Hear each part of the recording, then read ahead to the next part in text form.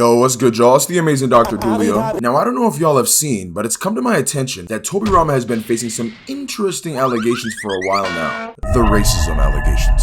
But racism is not a topic that I'm unfamiliar with. In fact, I actually finished top 5 in racism MVP voting last season. So who better than me to solve this case in a dramatic detective Dr. Dulio deep dive, where I will leave no leaf unturned, dot all my I's, and cross all my T's. Is he racist for real? Would he get cancelled on Twitter for an old tweet he made, or is he innocent and able to beat the case? Let's find out.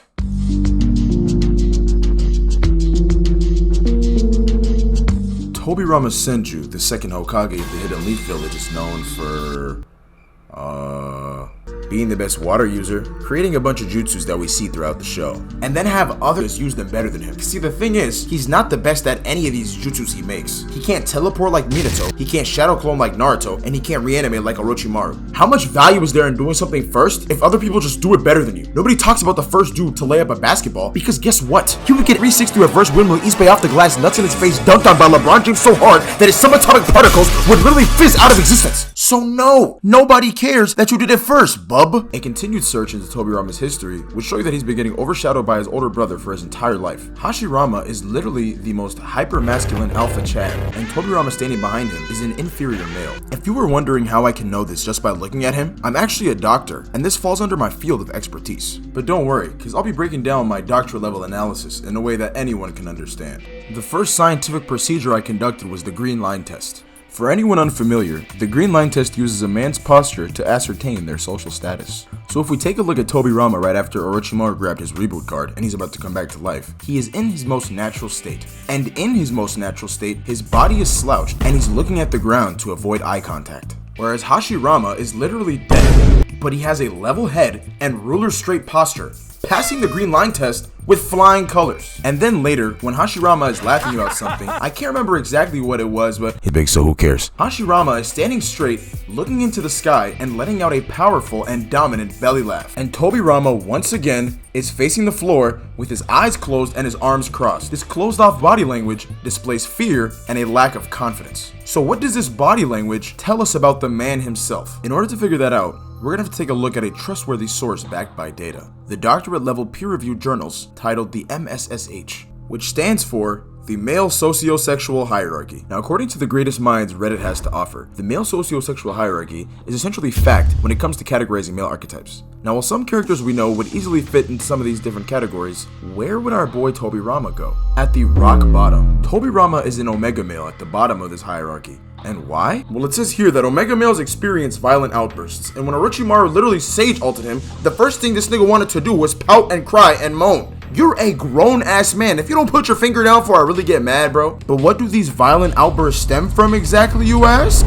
It's his lack of success with women! Think about it. Tobirama is definitely a Reddit mod. I know his ass be scaring the hoes. Not to mention, this nigga is a virgin!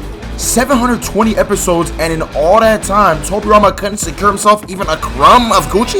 You can read all the data books in the world. I guarantee that Tobirama is not seen with the hoes in any of them. When you Google Tobirama wife, the first thing that pops up is Keiko Sora. So at first, I'm like, my nigga Tobirama got himself a little boo-boo. But on closer inspection, man, fuck no! Tobirama got an imaginary wife. This bitch is fan-made. This nigga named his damn towel and glove Keiko Sora, if you get what I'm trying to say.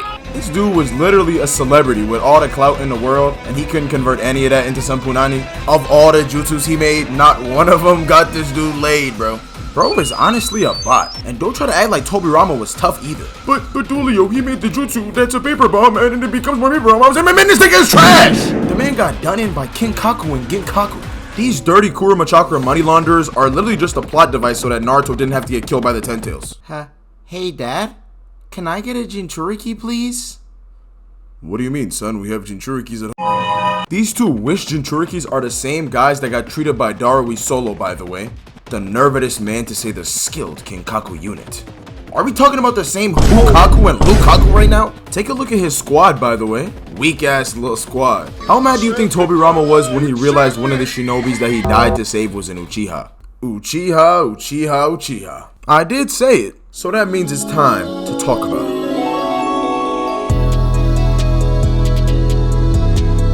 let's talk about his relationship with Uchihas. And I better not hear anyone say, he's not racist though, because he has an Uchiha friend, dude. As if Kagami isn't the token Uchiha friend in the group. The only two Uchihas that'll get Tobirama's cosign are Itachi, for obvious reasons, and this dude here, Kagami.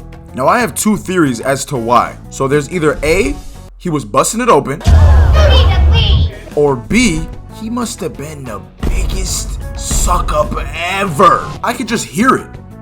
I actually don't even really mess with the other Uchihas like that. I find myself more at home with you guys, honestly. This dude was definitely not tapped in with the Uchiha community. And I guarantee that they was not messing with him either. Just look at him, he's such a suck up.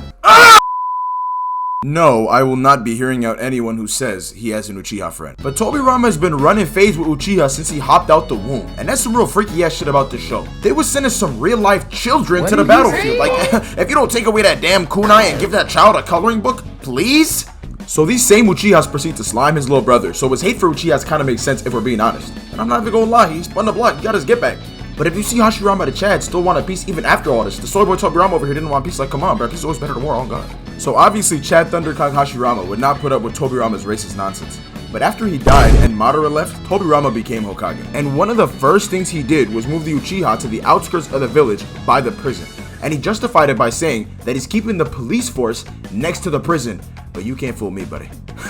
I know segregation when I see it. Why did he segregate the Uchiha? This man must really hate Uchiha, because why does he have some damn Jim Crow laws in a ninja village? Right here's the nice Leaf Village drinking fountain, and next to it's the dirty Uchiha drinking fountain. So here's what we know about Konoha. They send off 5-year-old little kids to go to war, they have shady ass underground human experiments, and they segregate minorities. Like, bro, this is not a tourist attraction. I would not go here on vacation. Now I know I've been on his case all video, but it's time for the verdict. And the results are in. In the case of Tobirama Senju being racist, to say he's racist is a casual take. Now hear me out. To say he's racist and hates Uchihas just because his brother was killed is definitely a casual take. Reason being, he's a ninja, bro. Give him his credit. Ninjas die every day. He's not gonna hate them to that extent just because his brother was killed. He was still able to have peaceful negotiations with some of the other villages who without a doubt knocked off some of his people. However, I'm not saying the man is free of wrong. It's impossible to act like he doesn't hate Uchihas because he definitely does despise them.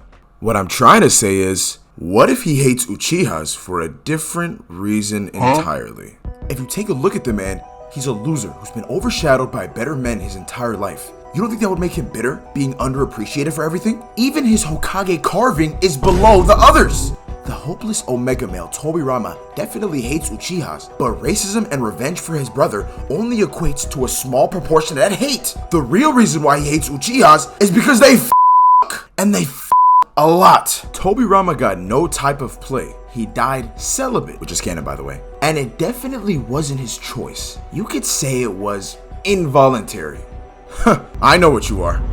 This man is an incel! For anyone who doesn't know, an incel is defined by Google as a member of an online community of men who consider themselves unable to attract women sexually, typically associated with views that are hostile towards men and women who are sexually active. And what do we know about Uchihas? They were active. Episode 1, Sasuke was pulling, Itachi was pulling, Madara was pulling. This nigga had literally been dead for years and he starts rambling about how nobody loves harder than Uchihas. I just know bro was posted up in the Sneeko chair watching some hard Uchiha love, if you get what I'm trying to say. And Tobirama hates Uchihas and segregated them so he wouldn't steal all the hoes, which ended up being a useless effort anyways because he couldn't extend his bloodline regardless. So yeah, he might have beaten the racism charges, but lock this man up because we got him under Redditor charges and the incel charges too.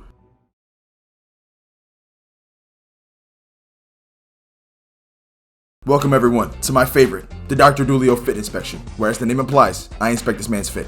And off the rip, this man's fit is so overrated. I see people swear on their life that he's dripped. That fur is not designer. I know it's fake. And it's not functional at all. Aren't ninjas supposed to be stealthy? This armor looks like it would clink clank all over the damn place. What's wrong with bro? And why is he standing like that? Does he think he's nice? That weak ass pose. This dude really got on some elbow pads too.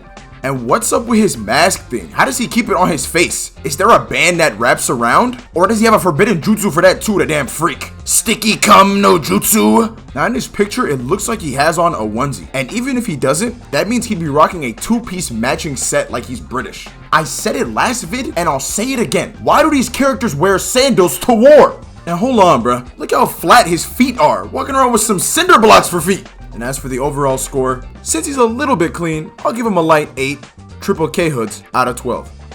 So yeah, can we give him a round of applause? And with that being said, follow my new Instagram, follow my new Twitter, and thanks for watching.